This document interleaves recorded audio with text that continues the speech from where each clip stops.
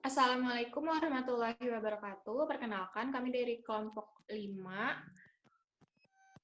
akan menjelaskan tentang penanganan keluhan dan perbaikan pelayanan.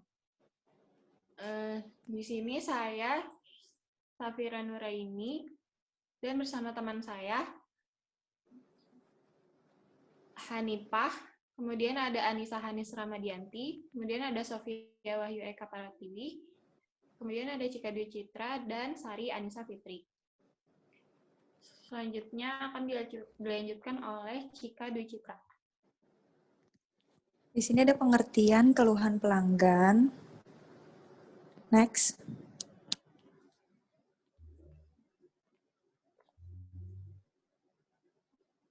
Pengertian keluhan pelanggan menurut Bell Ludington 2006, keluhan pelanggan adalah umpan balik atau feedback dari pelanggan yang ditunjukkan kepada perusahaan yang cenderung bersifat negatif.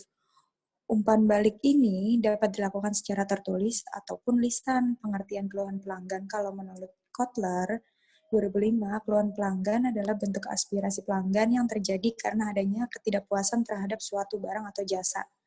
Macam-macam keluhan pelanggan pada dasarnya dibagi menjadi dua, yaitu keluhan disampaikan lewat lisan dan keluhan secara tertulis.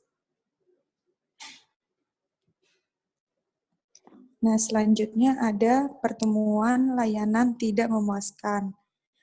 Selanjutnya ada kategori respon pelanggan kegagalan layanan. Yang pertama ada pertemuan kelayakan tidak memuaskan. Ini dibagi menjadi 3. Ambil beberapa dari aspek publik, yang kedua ambil beberapa dari aspek pribadi, yang ketiga tidak mengambil tindakan. Nah, lalu ini dibagi lagi menjadi beberapa sub. Dari ambil beberapa akses publik itu dibagi menjadi 3.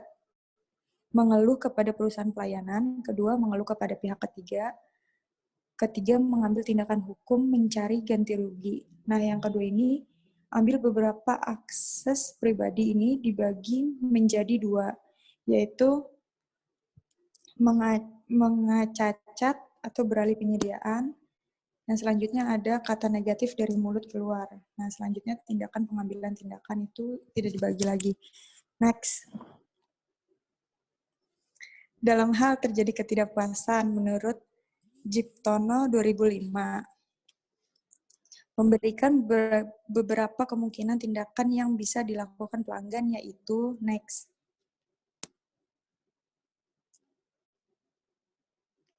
Ini ada bentuk penyampaian keluhan. Yang pertama ini pelanggan tidak melakukan keluhan, tetapi mereka praktis tidak akan membeli atau menggunakan jasa perusahaan yang bersangkutan.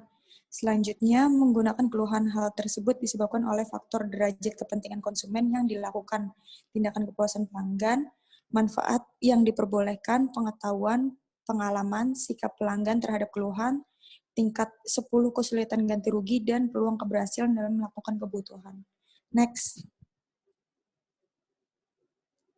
Ini ada komponen sistem pemulihan layanan yang efektif. Di sini ada melakukan pekerjaan dengan benar pertama kalinya. Ditambah penanganan komplain layanan yang efektif, itu terbagi menjadi beberapa sub, mengidentifikasikan komplain layanan, mengatasi komplain secara efektif, belajar dari pengalaman pemulihan. Di sini dari melakukan pekerjaan dengan benar pertama kali, ditambah penanganan komplain dengan layanan yang efektif, sama dengan peningkatan kepuasan. Jadi kalau kita melakukan pekerjaan yang pertama kali dengan ditambahkan pelayanan yang efektif, bisa menghasilkan peningkatan kepuasan dan loyalitas. Di sini dibagi menjadi 3, melakukan riset. Caranya dibagi menjadi 3, melakukan riset, monitor komplain, pengembangan kebudayaan atau komplain sebagai peluang. Di sini mengembangkan sistem efektif pelatihan dalam penanganan ini bisa mengatasi komplain secara efektif. Terus melakukan analisis akar masalah atau penyebab, bisa memberikan pelajaran atau pengalaman pemulihan. Next. Selanjutnya itu ada strategi untuk mengurangi hambatan komplain pelanggan. Yang pertama itu jika ada ketidaknyamanan, contohnya sulit untuk menemukan prosedur pengaduan yang tepat supaya terlibat dalam komplain, yaitu caranya membuat umpan balik mudah dan nyaman. Terus juga cetak nomor hotline, pelanggan website, email, dan alamat pos pada semua bahan komunikasi pelanggan berupa surat, tagihan, brosur, website, telepon, daftar halaman kuning atau yellow page. Selanjutnya itu jika konsumen meragukan hasil, yaitu tidak yakin apakah tindakan yang akan diambil oleh perusahaan untuk mengatasi masalah pelanggan yang tidak senang, yaitu caranya meyakinkan pelanggan bahwa umpan balik mereka akan ditangani secara serius dan akan terbayar. Yang pertama itu memiliki prosedur pemulihan layanan di tempat dan komunikasikan hal ini pada pelanggan. Selanjutnya, meningkatkan fitur layanan berdasarkan umpan balik pelanggan. Nah, yang terakhir itu jika konsumen jika suatu perusahaan itu tidak menyenangkan, yaitu takut diperlakukan kasar, takut diganggu, dan merasa dipermalukan. Dengan cara jadikan umpan balik sebagai sebuah pengalaman positif. Dengan cara berterima kasih kepada pelanggan untuk umpan baliknya, latih karyawan untuk tidak membuat repot pelanggan dan membuat pelanggan merasa nyaman dan menerima umpan balik tanpa nama. Selanjutnya itu ada memungkinkan pemulihan layanan yang efektif. Caranya itu yang pertama, jadilah proaktif di tempat sebelum pelanggan komplain. Yang kedua, rencanakan prosedur pemulihan, ajarkan keterampilan pemulihan untuk staf yang relevan atau sesuai. Yang terakhir itu, berdayakan staf untuk menggunakan penilaian keterampilan untuk mengembangkan solusi pemulihan. Terus apa saja aturan utama untuk kompensasi yang memadai? Yang pertama itu, apa positioning perusahaan kita, berapa parah kegagalan layanan, dan siapa pelanggan yang terkena dampak. Selanjutnya akan dijelaskan oleh Safia.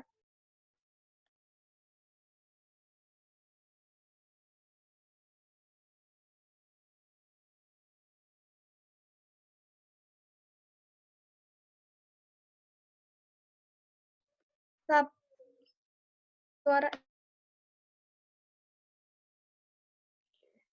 Selanjutnya, menurut Ciptono 2005, yaitu cara penyampaian keluhan dengan adanya ketidakpuasan dapat dikelompokkan menjadi 3 kategori,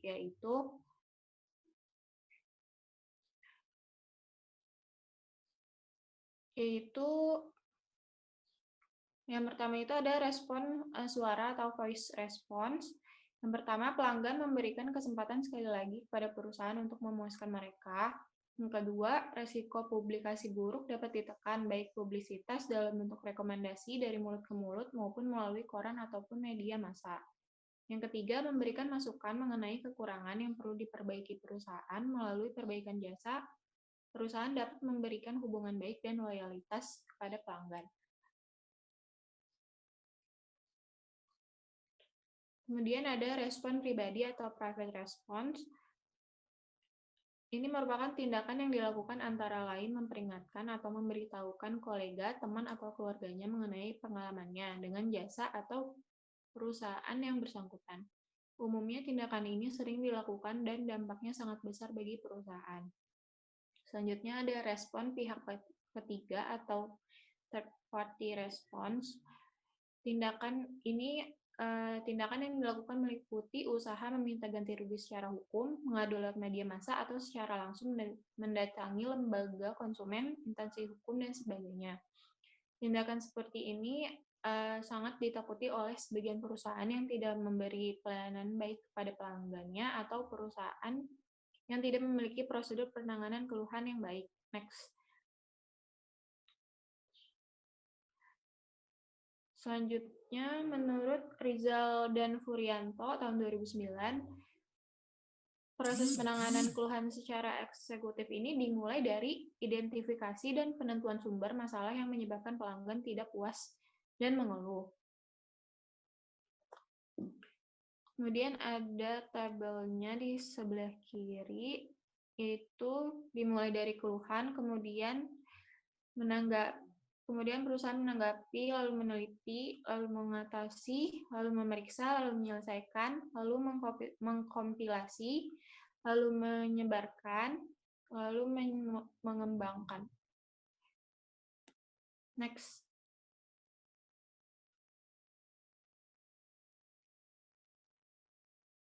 Selanjutnya akan dilanjutkan oleh Sari Anisati. Selanjutnya, menurut Thomas S. Kaihatu 2015, garis besar dari penanganan sebuah keluhan dapat dibagi menjadi 5 tahap, yaitu next. Yang pertama, ada mendengarkan dan memahami. Kunci utama dalam menangani pelanggan adalah mendengarkan. Mendengarkan menjadi sikap dasar untuk menangkap apa yang menjadi kegelisahan dan kebutuhan pelanggan. Dalam hal ini, mendengarkan bisa berupa banyak hal, tergantung pada media di mana keluhan atau komplain tersampaikan. Yang kedua, ada klarifikasi dan penyamaan persepsi. Dalam proses klarifikasi yang perlu diperhatikan adalah pembahasan. Pekerja frontline maupun divisi customer service diwajibkan untuk memiliki sikap sopan dalam proses ini, terutama karena proses penyampaian keluhan biasanya disertai dengan emosi konsumen. Sebaiknya pihak pekerja menjelaskan bahwa proses ini adalah untuk memastikan bahwa yang ditangkap oleh pihak pekerja sudah benar dan akan diproses sesuai SOP yang ada. Dalam hal keluhan tertulis, bahasa yang diharapkan adalah formal, yang berisikan klarifikasi dan penjelasan mengapa surat atau email balasan ini ditulis, yaitu untuk memastikan bahwa pihak perusahaan sudah memahami keluhan dari pelanggan tersebut dengan benar. Next.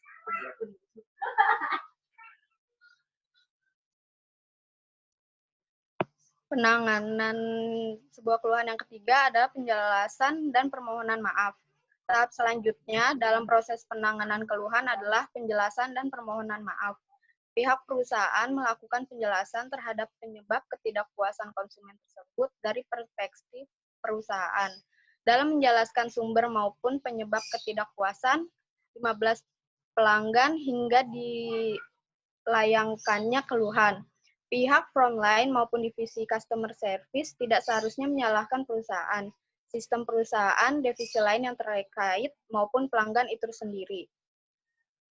Selanjutnya, ada solusi dan taking action. Solusi yang ditawarkan pada pelanggan biasanya bersifat menguntungkan pelanggan tersebut. Namun tidak semua solusi akan langsung disepakati oleh pihak pelanggan. Dalam hal ini, pihak pekerja frontline maupun divisi customer service harus memiliki kemampuan bernegosiasi agar 16 konsumen merasa diuntungkan dan perusahaan dirugikan. Tentu saja solusi yang diberikan harus disetujui oleh pelanggan yang mengajukan keluhan. Selanjutnya ada follow up. Tahap ini merupakan tahap yang sering dilupakan. Namun, tahap follow-up adalah tahap yang sangat penting, karena tahap ini mencangkup pembangunan hubungan yang baik dengan pelanggan yang telah melayangkan keluhan. Selanjutnya, dilanjutkan oleh Sophie. Pencegahan terjadinya keluhan pelanggan di masa depan. Next. Yang pertama, kembangkan budaya perusahaan yang tidak memandang keluhan secara negatif. Adanya keluhan bisa dimanfaatkan untuk melakukan perbaikan pada produk suatu perusahaan. Keluhan merupakan suara langsung dari pemakai produk. Melalui keluhan, kita bisa mengetahui kelemahan-kelemahan produk kita, sehingga bisa dilakukan perbaikan-perbaikan di masa mendatang. Yang kedua, beri jalan bagi konsumen untuk menyampaikan keluhan dan ketidakpuasannya.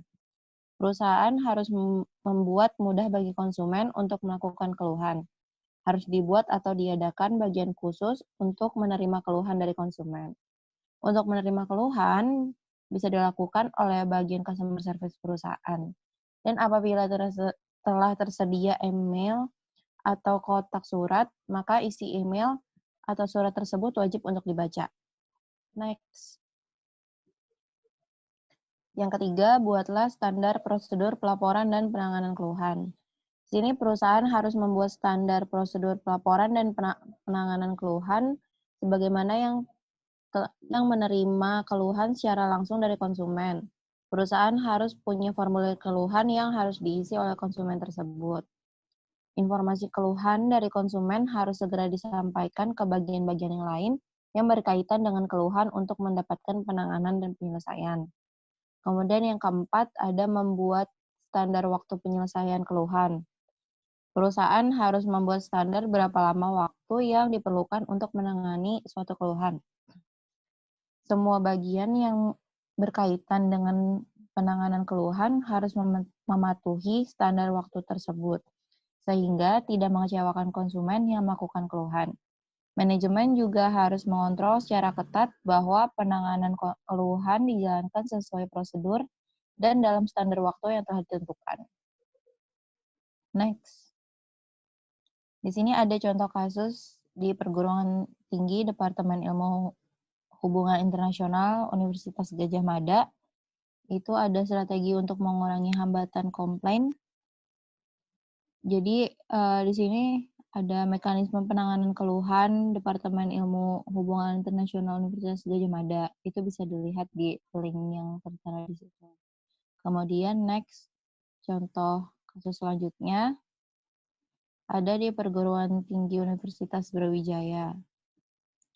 Nah, di sini UB mempermudah penyampaian umpan balik atau feedback dengan membuat e-complaint gitu. Jadi nanti mahasiswa, pokoknya Civitas Akademika itu dapat menggunakan alamat email UB sebagai validitas atau verifikasi data diri, terus buat melakukan komplain gitu. Begitu juga keluhan masyarakat umum. Nah, nanti ada form online-nya.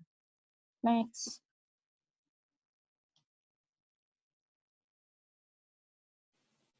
Selanjutnya ada jaminan layanan membantu mempromosikan dan mencapai loyalitas layanan. Yang pertama itu perusahaan untuk fokus pada apa yang diinginkan oleh pelanggan. Yang kedua, tetapkan standar yang jelas. Yang ketiga, bantu perusahaan mengidentifikasi dan mengatasi titik kegagalan suatu produk ataupun jasa. Selanjutnya, cara merancang jaminan layanan. Yang pertama itu tanpa syarat, yaitu janji jaminan harus tanpa syarat dan tidak ada unsur kejutan yang harus dibuat kepada pelanggan. Yang kedua, mudah dimengerti dan berkomunikasi, yaitu jaminan harus mudah dipahami dan dikomunikasikan sehingga pelanggan itu dapat memiliki kesadaran yang jelas tentang manfaat jaminan tersebut. Lalu yang ketiga, berarti bagi pelanggan.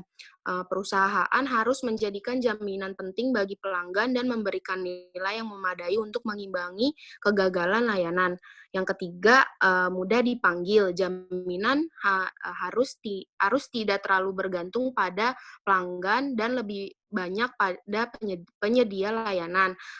Lalu selanjutnya ada mudah dikumpulkan, yaitu penyedia layanan harus merancang proses pengumpulan jaminan yang mudah dan bebas masalah bagi pelanggan.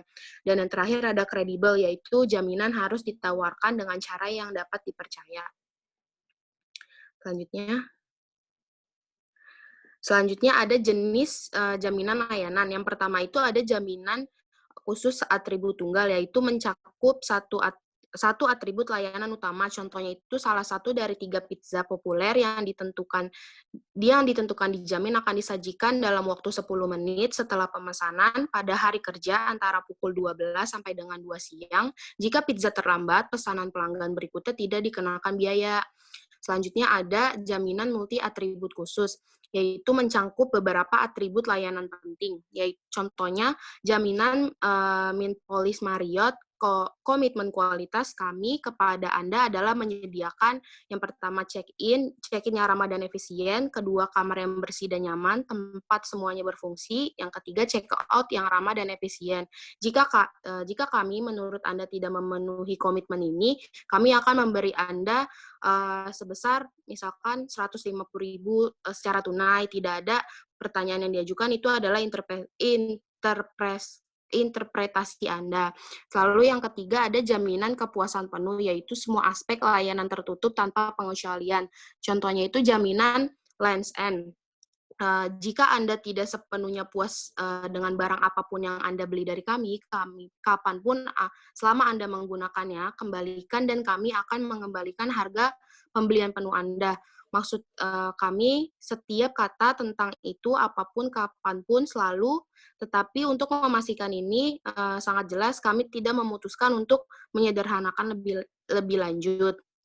Lalu ada jaminan gabungan, yaitu semua aspek layanan tercangkup, yaitu contohnya layanan informasi data pro menjamin untuk menyampaikan laporan tepat waktu dengan standar kualitas yang tinggi dan konten yang diuraikan dalam proposal ini. Jika kami gagal memberikan sesuai dengan jaminan atau jika Anda tidak puas dengan aspek apapun di pekerjaan kami, Anda dapat mengurangi jumlah berapapun dari pembayaran akhir yang dianggap adil. Selanjutnya. Ya, terima kasih. Sekian dari kelompok 5. Kurang lebihnya mohon maaf. Wassalamualaikum warahmatullahi wabarakatuh.